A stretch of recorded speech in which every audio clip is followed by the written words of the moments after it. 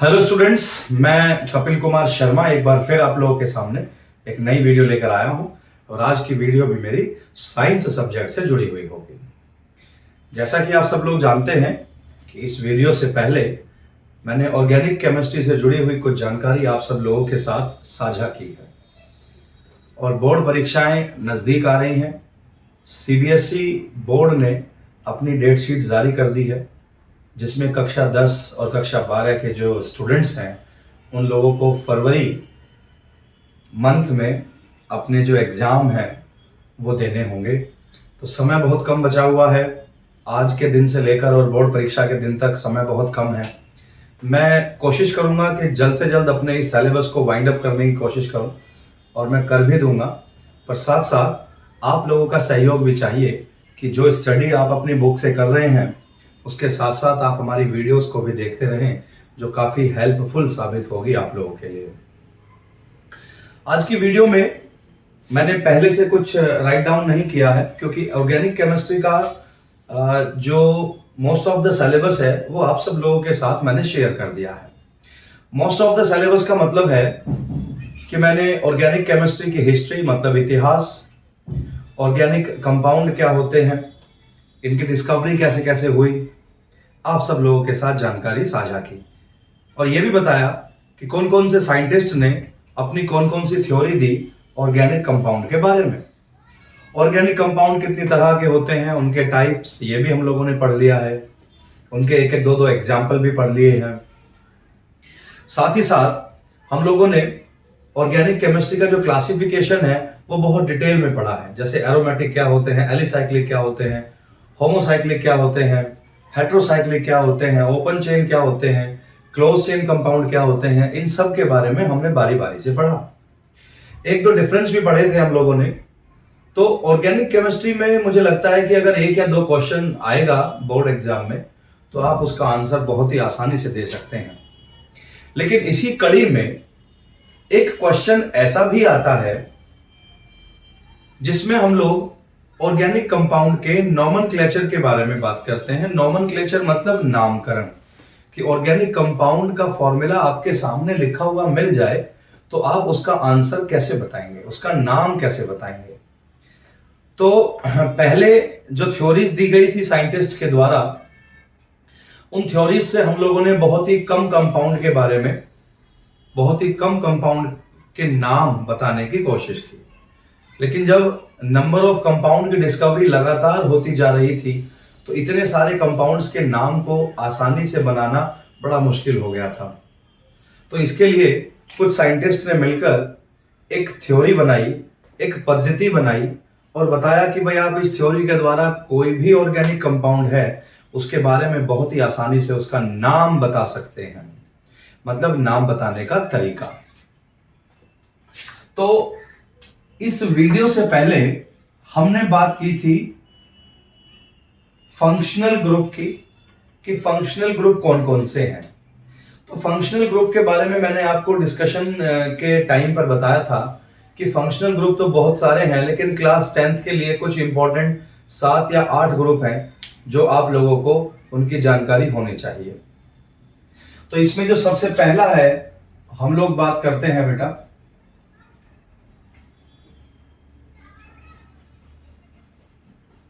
हम सबसे पहले बात करते हैं एल्किल ग्रुप की। इसे हम लोग हिंदी में भी लिख देते हैं भैया जी। ये आईयूपीएसी जो थ्योरी है उसका बेस सीधा यहीं से चलेगा।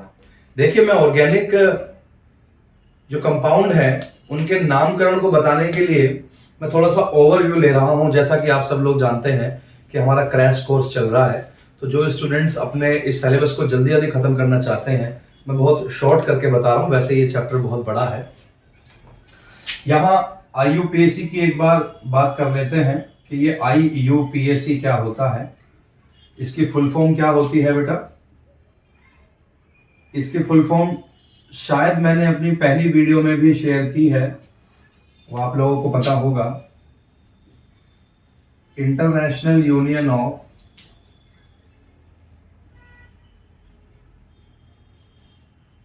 प्योर एंड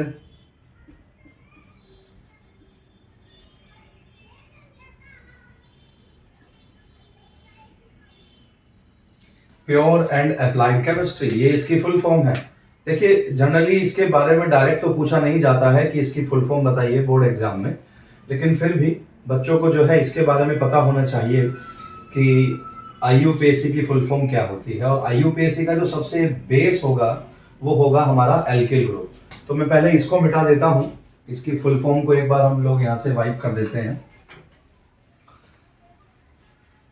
स्क्रीन को रोक कर आप लोग उसका नाम पता कर सकते थे। तो एल्किल समूह का हम लोग जब भी ऑर्गेनिक केमिस्ट्री में इसके बारे में पढ़ते हैं तो बुक के अंदर ज्यादातर इसको एक वर्ड होता है R, उससे डिनोट करते हैं। मैं बहुत शॉर्ट पढ़ाने की कोशिश करूंगा और आप सब लोग भी कोशिश कीजिएगा कि शॉर्ट तरीके से पढ़ेंगे, सारे आंसर आप लोग आसानी से दे पाएंगे। एल्किल ग्रुप को हम लोग ज्यादातर R से डिनोट करते हैं और इसका भी एक जनरल फॉर्मूला होता है CnH2n+1। CnH2n+1। यहां n क्या है बेटा? n इज इक्वल टू है नंबर ऑफ, n है यहां पर number of carbon atom, number of carbon atom. CnH2n+1 यहां पर है n is equal to number of carbon atom, carbon परमाणुओं की संख्या n है। तो यहां पर ये फॉर्मूला है, ये फॉर्मूला किसका है बेटा जी? एल्किल ग्रुप का है। और एल्किल ग्रुप को हम किससे डिनोट करते हैं? R से। तो मतलब इस फॉर्मूले की जगह पर हम लोग अगर R भी लिख देंगे तो भी आपको समझ लेना है कि हम लोग कौन से ग्रुप के बारे में बात कर रहे हैं, एल्किल ग्रुप के बारे में बात कर रहे हैं। समझना है, एक दो एग्जाम्पल देख लेते हैं। अच्छा, जो एल्किल ग्रुप होता है उनके नाम के लास्ट में जब भी हम लोग इसके जो कंपाउंड है, इससे बने हुए जो कंपाउंड है, उनका जब नाम बताते हैं तो नाम बताने के लास्ट में हम लोग लास्ट में क्या लगा देते हैं बेटा? इल लगा देते हैं। क्या लगा देते हैं? इनके नाम के लास्ट में हम लोग लगा देते हैं इल। देखिए जब हम लोग नाम के लास्ट की बात करते हैं तो हम लोग बात करते हैं इसकी सफिक्स की, और अगर नाम से पहले की बात करते हैं तो वहां पर लिखते हैं बेटा प्रीफिक्स। सफिक्स और प्रीफिक्स की बात करते हैं। सफिक्स का मतलब है नाम के अंत में, सफिक्स की बात करते हैं नाम के अंत में, और प्रीफिक्स की बात करते हैं नाम से पहले। तो हम लोग यहां सफिक्स की बात कर रहे हैं कि जब भी हम लोग एल्किल ग्रुप से बने हुए कंपाउंड का नाम बताते हैं तो उनके सफिक्स में हम लोग क्या नोट कर देते हैं?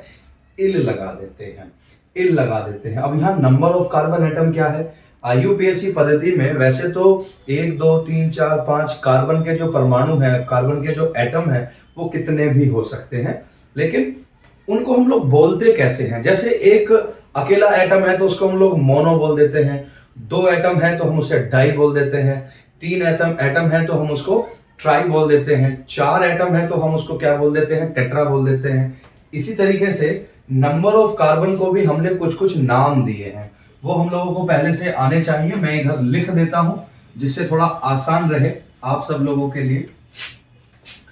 देखिएगा कि कार्बन को हम लोग 1 नंबर से लेकर और लगभग 10 नंबर तक पढ़ने की कोशिश करेंगे। C बराबर 1 2 4, ये जितने भी हैं, तो अगर C बराबर 1 है बेटा तो इसे बोलते हैं हम लोग मीथ, 2 को बोलते हैं ईथ, 3 को बोलते हैं प्रोप, 4 को बोलते हैं ब्यूट, 5 को बोलते हैं पेंटा, 6 को बोलते हैं हेक्सा, 7 को बोलते हैं हेप्टा, 8 को बोलते हैं ऑक्टा, 9 को बोलते हैं नैना, NENA नैना, और C बराबर 10 को बोलते हैं deca, DECA deca. So meth, eth, prop, but, penta, hexa, hepta, octa, nona और डेका, ये लगभग नाम है। तो मैं नाम के बाद की बात कर रहा था कि एल्किल ग्रुप से बने हुए जो कंपाउंड हैं उनके नाम के बाद में हम लोग क्या लगाते हैं, ये देखना है। तो एल्किल ग्रुप से बने हुए जो कंपाउंड है उनके नाम के लास्ट में हम लोग इल लगा देते हैं। यहां इसके फॉर्मूले में जो n है वो n क्या है, मैंने बताया था n है number of carbon atom, carbon परमाणुओं की संख्या। तो चलिए अगर यहां n की जगह पर हम लोग 1 ले लें, n की जगह पर कितना ले लें, 1 ले लें, देखिएगा तो C लिखते हैं, n की जगह पे हम लोग 1 ले लेते हैं, फिर क्या है H है, H के बराबर में 2 है, फिर इनटू n की जगह पे कितना ले लेते हैं हम लोग 1 ले लेते हैं, और आगे प्लस 1 है। तो ये C1 है, इसका मतलब C तो एक ही है, फिर H है, ये 2 इंटू 1 2 हो गया, और इसमें प्लस हो जाएगा, तो ये हो जाएगा 3 हो जाएगा। यहां पर कार्बन कितने हैं बेटा, एक है, एक कार्बन को हम लोग क्या बोलते हैं, मीथ बोलते हैं, और इसके नाम के पीछे हम लोग क्या लगा देंगे, इल लगा देंगे। तो भैया जी इसे हिंदी में तो हम लोग मैथ इल बोलते हैं, मैथ इल। मैथ क्यों आया, क्योंकि कार्बन एक है, एक कार्बन को बोलते हैं मीथ या मैथ, और इनके नाम के लास्ट में हम लोग लगा देते हैं इल। कुछ बच्चे इसे मिथाइल भी बोलते हैं, तो भी कोई टेंशन नहीं है भैया जी, सही है प्रोनाउंसिएशन, जो भी आप करना चाह रहे हैं, जो भी आपकी जबान पर आसानी से रट जाता है उसको। तो अगर कार्बन एक है तो हम उसे बोलेंगे मैथिल या मिथाइल बोलेंगे। अब एक एग्जांपल और देख लेते हैं, ध्यान रखिए CH3 को हम लोग क्या बोलते हैं, मैथिल बोलते हैं। एक एग्जांपल और, अगर हम लोग यहां n की जगह पर 2 ले लेते हैं तो C2 हो गया, H2 पहले से ही है, और n की जगह पे हमें क्या रखना है, 2 रखना है, और आगे प्लस 1 लिख दिया। ये क्या हो गया, C2H, 2 इंटू 2 4 हो गया, और इसमें एक ऐड हो जाएगा 5 हो जाएगा, तो ये हो जाएगा C2H5। तो यहाँ C कितने हैं भैया जी, C है यहाँ पर 2, तो इसको हम लोग यहाँ CH3 और ये CH2 इस तरीके से भी लिख सकते हैं। कार्बन कितने हैं यहाँ पर 2, और हाइड्रोजन कितने हैं 5 मतलब 3 ये हैं, 2 ये हैं। तो इसका जो नाम होगा, इसमें कार्बन कितने हैं, 2 हैं, 2 को बोलते हैं एथ, और एथ के पीछे क्या लगा देंगे हम लोग, इल लगा देंगे। तो ये जो नाम है इसका, ये क्या हो जाएगा, इसका नाम हो जाएगा एथिल, ETHYL। इसका नाम क्या हो जाएगा भैया जी, इसका नाम हो जाएगा एथिल। बहुत ही आसानी से समझ सकते हैं। तो अगर C2H5 कहीं पर लिखा हुआ आ रहा है तो आप उसका नाम क्या बताएंगे, उसका नाम बताएंगे आप लोग एथिल। इसको मिटा देते हैं, कहीं तक भी कर सकते हैं भैया जी आप, कोई दिक्कत नहीं है। अब की बार n की जगह पर 3 ले लीजिए, n की जगह पर 3 ले लीजिए, C3। इस फॉर्मूले में जहां पर n है वहां पर 3 रख दिया हमने, तो ये हो जाएगा 2 3 6 या 3 2 6 और 1 7, इस तरीके से आ जाता है। इसमें कार्बन कितने हैं, 3 है, 3 कार्बन है, तो इसको बोलते हैं प्रोप, और प्रोप के पीछे क्या लगा देंगे, इल लगा देंगे। तो ये क्या हो जाएगा, ये हो जाएगा प्रोपिल। क्या हो जाएगा भैया जी, ये हो जाएगा आपका प्रोपिल हो जाएगा। तो इस तरीके से अगर कार्बन 4 है तो 4 को ब्यूटिल बोल सकते हैं, पेंटिल बोल सकते हैं, हेक्सिल बोल सकते हैं। महत्वपूर्ण बात यह है कि ज्यादातर आपको जरूरत कितने की पड़ेगी, मैथ और एथ, मैथिल और एथिल की जरूरत पड़ेगी। ये ज्यादातर जो आवश्यकता पड़ती है वो क्लास 11th और 12th के स्टूडेंट्स को पड़ती है। यहाँ 10th के स्टूडेंट्स को बहुत ही बेसिक चीजें पढ़नी होती है, तो इसलिए मैं बेसिक चीजों को ही ज्यादा बता रहा हूँ। तो एल्किल ग्रुप को हम लोग बेटा यहाँ पर खत्म करते हैं कि इनका जो जनरल फॉर्मूला होता है दैट इज CnH2n+1, और इनके नाम के लास्ट में हम लोग क्या लगा देते हैं, इल लगा देते हैं। जनरल फॉर्मूला जरूर याद रखिएगा, पेपर में कई बार पूछ लिया जाता है। चलिए अगली बार सॉरी, इससे जो अगली हेडिंग है, अगला जो ग्रुप है वो हम लोग शुरू करते हैं एल्केन।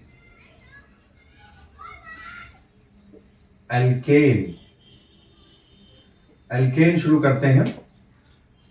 हाँ, इनके नाम के लास्ट में अगर हम लोग बात करें एन, इस पर थोड़ा सा मैं अंडरलाइन जानबूझकर कर रहा हूं। सबसे पहले इसका जो जनरल फॉर्मूला है वो है CnH2n+2। CnH2n+2 इसका सामान्य जो सूत्र है, जो जनरल फॉर्मूला है वो CnH2n+2 है। और एल्केन की पहचान क्या होती है कि जो कार्बन होता है, कार्बन से बनी हुई जो चेन होती है, उसमें दो कार्बन्स के बीच में सिंगल बॉन्ड दिखाई देगा कि यदि कार्बन की वैलेंसी सिंगल बॉन्ड से कंप्लीट हो रही है तो हम लोग बताते हैं कि ये कौन से ग्रुप का कंपाउंड है, ये एल्केन ग्रुप का कंपाउंड है। आसान है, ज्यादा टिपिकल नहीं है। एल्केन ग्रुप है, इनका जनरल फॉर्मूला ये होता है, अगर कार्बन के बीच में सिंगल बॉन्ड है तो ये इसकी पहचान है, सिंगल बॉन्ड वाली। इनके नाम के लास्ट में हम लोग क्या जोड़ देते हैं बेटा, एन जोड़ देते हैं। इनके नाम के अंत में सफिक्स में हम लोग क्या जोड़ देते हैं, एन जोड़ देते हैं। तो यहाँ फॉर्मूले की बात नहीं करते हैं हम लोग, यहाँ बेसिक बात करने की कोशिश करते हैं कि एल्केन से बने हुए जो कंपाउंड होते हैं, जब वो आएंगे सामने तो एल्केन से बने हुए कंपाउंड का नाम हम लोग कैसे बताएंगे, इस बात को थोड़ा सा ध्यान में रखना है। कैसे बताएंगे भैया जी, मैं एक चेन बना देता हूं।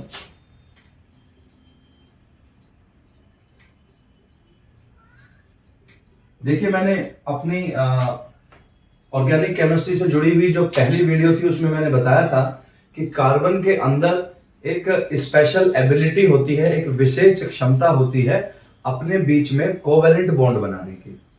तो कार्बन के जो कंपाउंड है वो अपने बीच में कोवेलेंट बॉन्ड बनाते हैं और कोवेलेंट बॉन्ड बनाकर वो एक लंबी श्रृंखला के रूप में, एक लंबी चेन के रूप में एक दूसरे से जुड़ जाते हैं। और उसी की वजह से मैंने ये यहाँ पर एक एग्जाम्पल करके दिखाया है। तो अगर इस तरीके से कोई एग्जाम्पल, कोई उदाहरण आपके सामने आता है और आपसे बोला जाता है कि भैया जी इसका आप नाम बताइए, तो इसका नाम आप कैसे बताएंगे?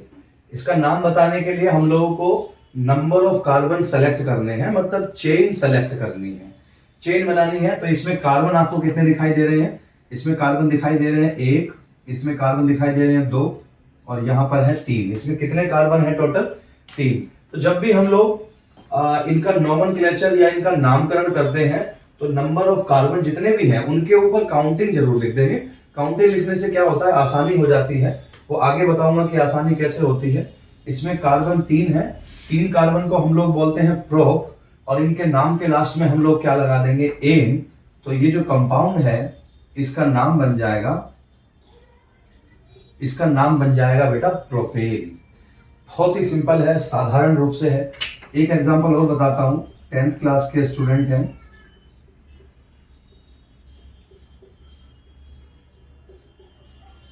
देखिए, यहां ये जरूरी नहीं है कि ये जो वीडियो मैं रिकॉर्ड करके आप लोगों के साथ साझा कर रहा हूं इसमें केवल क्लास 10th के बच्चे ही इस वीडियो को देखें। यहाँ 11th और 12th के बच्चे भी, ये IUPAC बहुत ही बेसिक चीजें हैं, सीखनी चाहिए। खासकर 12th के बच्चे तो उनके तो बहुत सारे चैप्टर ऑर्गेनिक केमिस्ट्री के ऐसे हैं जो कंप्लीटली ऑर्गेनिक केमिस्ट्री के ऊपर ही डिपेंड है। लगभग 50% सिलेबस जो है आपका वो ऑर्गेनिक केमिस्ट्री से जुड़ा हुआ है। ये आ जाता है आपका CH3। इसमें कार्बन कितने हैं भैया जी? इसमें कार्बन आपको दिखाई दे रहे हैं 1 2 3 4, 1 2 3 और 1 ये 4। इसमें आपको 4 कार्बन दिखाई दे रहे हैं। 4 कार्बन है तो इसको क्या बोलते हैं? 4 कार्बन को हम लोग बोलते हैं ब्यूट। और ब्यूट के पीछे क्या लगा देंगे? एन लगा देंगे। तो इसका जो नाम हो जाएगा दैट इज ब्यूटेन। इसका नाम क्या हो जाएगा भैया जी? ब्यूटेन हो जाएगा। यहां मैं बहुत ही बेसिक एग्जांपल लेकर चल रहा हूं। 10th के बच्चों को यह समझना है कि जैसे ही वो क्लास 10th अच्छे नंबर से प्राप्त करके आगे बढ़ते हैं, तो जो बच्चे साइंस एक्सट्रीम सेलेक्ट करते हैं, साइंस साइड लेते हैं, उन लोगों को केमिस्ट्री में ये ऑर्गेनिक केमिस्ट्री अलग से पढ़नी होती है। और यही बेसिक चीजें जो है थोड़ी सी ब्रॉड हो जाती हैं, थोड़ा सा एक्सपेंड हो जाती हैं, हमें इसके बारे में डीपली पढ़ना पड़ता है। तो अभी तो मैं बहुत ही बेसिक चीजें बता रहा हूं। इसको मिटा दूं बेटा, इसको मिटा देते हैं। फाइन। अभी थोड़ी देर पहले मैंने इससे पहले एक ग्रुप बताया था, इससे पहले एक ग्रुप बताया था और वो ग्रुप था एल्किल। और एल्किल में जो है एक तो बताया था CH3 और एक बताया था C2H5। CH3 का नाम मैंने क्या बताया था? CH3 का मैंने नाम बताया था मैथिल और C2H5 का नाम मैंने बताया था एथिल। तो एक दो एग्जांपल और देख लेते हैं एल्केन के, थोड़ा ध्यान दीजिएगा।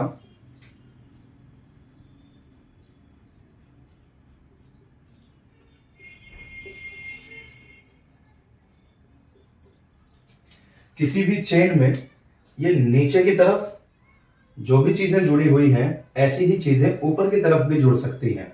जरूरी नहीं है कि हम कार्बन के नीचे ही सिंगल बॉन्ड लगा के इसको जोड़ें, इसको हम लोग ऊपर भी जोड़ सकते थे। तो इस तरीके से किसी भी सीधी चेन के अंदर, सीधी श्रृंखला के अंदर अगर कोई भी चीज इस तरीके से नीचे या ऊपर जुड़ी हुई दिखाई देती है तो हम लोग इन्हें बोलते हैं कि ये ब्रांचेस हैं। ब्रांचेस मतलब ये शाखाएं हैं जो कार्बन की चेन के साथ जुड़ी हुई हैं। इनका नाम हम लोग इस तरीके से बताएंगे।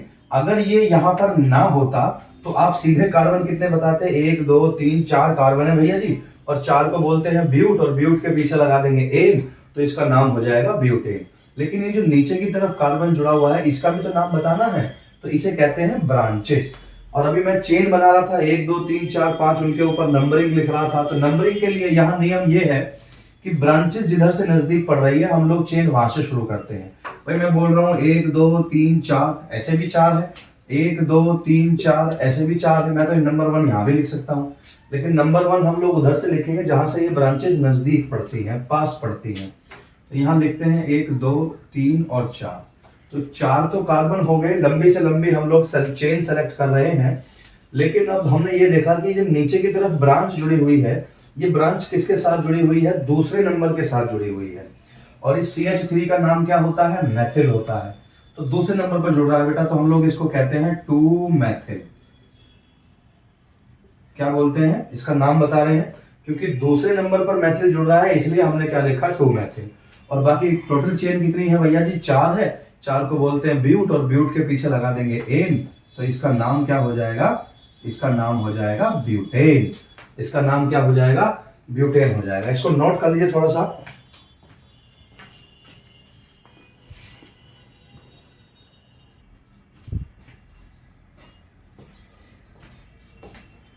एक दो एग्जाम्पल और करने की कोशिश करते हैं, जल्दी जल्दी समझना है बेटा, क्योंकि आज लगभग 3 ग्रुप तो हम लोगों को खत्म करनी है। दूसरा एग्जाम्पल है, ये देखिएगा।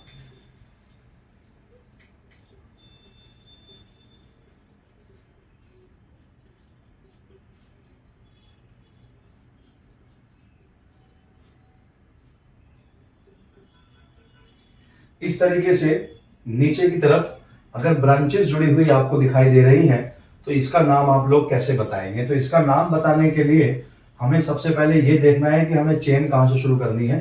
तो चेन बेटा आप लोग इधर से शुरू कर सकते हैं क्योंकि ब्रांच इधर से नजदीक पड़ रही है। 1 2 3 4 और ये 5 कार्बन टोटल कितने हैं, बड़ी वाली जो चेन है हमारी वो कितनी है, 5 वाली है। तो दूसरे नंबर पर हमारा क्या जुड़ रहा है, मैथिल जुड़ रहा है CH3, और तीसरे नंबर पर क्या जुड़ रहा है, हमारा एथिल जुड़ रहा है। अच्छा, इसका नाम हम लोग कैसे बताते हैं कि अल्फाबेट के हिसाब से, ABCD के हिसाब से जो E है वो ABCD में पहले आता है, जबकि M जो है वो बाद में आता है।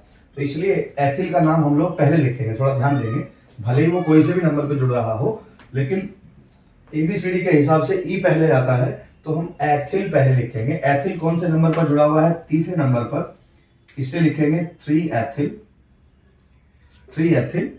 और फिर लिखेंगे 2 मैथिल, और टोटल कार्बन कितने हैं बेटा, ऊपर ये 5 है, और 5 कार्बन को हम लोग क्या बोलते हैं, पेंटा, और इसके पीछे एन लगा देंगे तो ये हो जाएगा पेंटेन।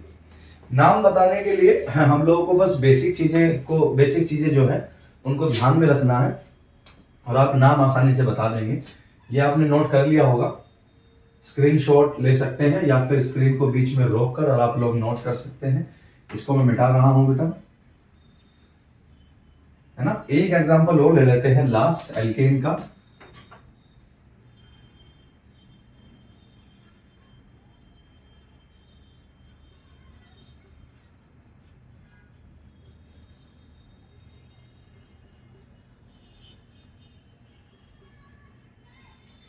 देखिए, हमारा जो मेन मकसद है वो ये है कि बहुत बेसिक चीजें आप लोगों तक जल्द से जल्द पहुंचाई जाए। और अगर किसी भी टॉपिक से जुड़ा हुआ कोई प्रॉब्लम आप लोगों को फेस करना पड़ रहा है तो वो टॉपिक से जुड़ी हुई जो प्रॉब्लम है वो हमारे कमेंट सेक्शन में जाकर आप हमें एक बार बता दें, तो हम लोग उस पर जल्दी ही वीडियो बनाकर आप लोगों के साथ साझा कर देंगे। देखिए, वीडियो जो आसपास के स्टूडेंट्स हैं जिनके पास तक ये वीडियो पहुंच रही है वो तो देखते ही हैं, लेकिन साथ साथ अपने दोस्तों के साथ भी इस वीडियो को शेयर कर दें जिससे उनका भी फायदा हो सके। यस, तो इसकी चेन हम लोग यहाँ से शुरू करेंगे। नंबरिंग लिखते हैं पहले इनके ऊपर। तो लगभग 5 कार्बन दिखाई दे रहे हैं हमें सीधे। अब हमें क्या दिखाई दे रहा है कि दूसरे नंबर पर भी मैथिल जुड़ रहा है, तीसरे नंबर पर भी मैथिल जुड़ रहा है, ब्रांच के रूप में जुड़ रहा है। तो इसका नाम कैसे बताएंगे? इसका नाम बताएंगे भैया कि दूसरे नंबर पर भी जुड़ रहा है और तीसरे नंबर पर भी जुड़ रहा है। क्या जुड़ रहा है? मैथिल जुड़ रहा है। और मैथिल कितनी बार जुड़ रहा है? 2 बार जुड़ रहा है, 1 बार और 2 बार। मैथिल कितनी बार जुड़ रहा है? मैथिल भाई साहब 2 बार जुड़ रहा है। तो हम लोग लिखेंगे डाई। डाई इसलिए लिखेंगे क्योंकि मैथिल 2 बार जुड़ रहा है। तो यहां लिखेंगे डाई मैथिल। क्या लिखेंगे? डाई मैथिल लिखेंगे। टोटल कार्बन कितने हैं बेटा? 5 है, तो लिख देंगे पेंटेन। टोटल कार्बन कितने हैं? 5 है, तो इसको हम लोग लिख देंगे पेंटेन। बहुत ही आसान है, ज्यादा टिपिकल नहीं है। आशा करता हूं कि आपको समझ में आ रहा होगा।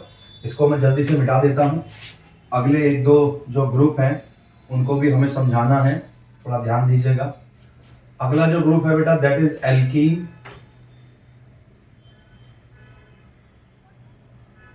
अगला जो ग्रुप है वो है एल्कीन। अच्छा, इस एल्कीन वाले ग्रुप को मैं अपनी दूसरी वीडियो में आप लोगों के साथ साझा करूंगा, क्योंकि ये वीडियो थोड़ी सी बड़ी हो जाती है, आप लोगों को किसी तरीके की बोरियत फील ना हो। तो जहां तक मैंने अपनी वीडियो में आपको समझाने की कोशिश की है, उस वीडियो को वहां तक आप अच्छे से समझ लें और नोट्स बना लें।